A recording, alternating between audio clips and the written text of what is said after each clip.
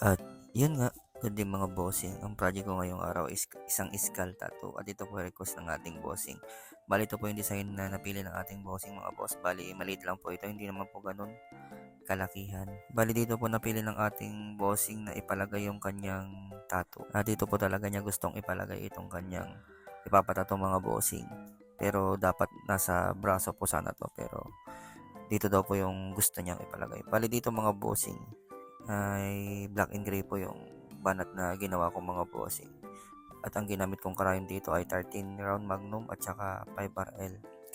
At ito na po yung finished product mga boss. O di ba napaka-solid. A total of 30 minutes. Yan, bali 30 minutes ko pong ginawa itong tattoo ng ating bossing.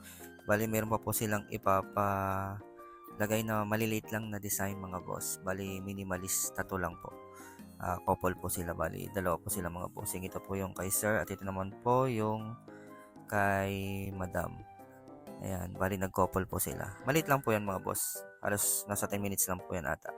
At ito po yung susunod nating client mga bossing. Bali cover up naman po ito. At ang ilalagay naman po natin mga bossing ay isang koi fish. Bali ito po tatakpan po natin yung kanyang scar. Bali matagal na po itong balak ni madam at ngayon lang po siya natuloy. Bali napaso po ata itong sugat ni madam kaya hintay po muna niya ng ilang buwan bago po siya nagpatato.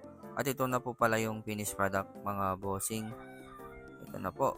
Yan, a total of 40 minutes. Yan, medyo mahirap lang po kasing papasukin yung kulay kaya medyo natagalan po ako na nag-cover. Yan, sa mga gusto magpatato ay message lamang po ako sa aking Facebook page. At huwag niyo pong kakalimutan na i-follow, i-like at share ang aking mga video. At ang location ko nga po pala mga boss ay Romuald Street, Poblacion A, Camiling, Tarlac, Esteban Tattoo Shop. Yan, salamat.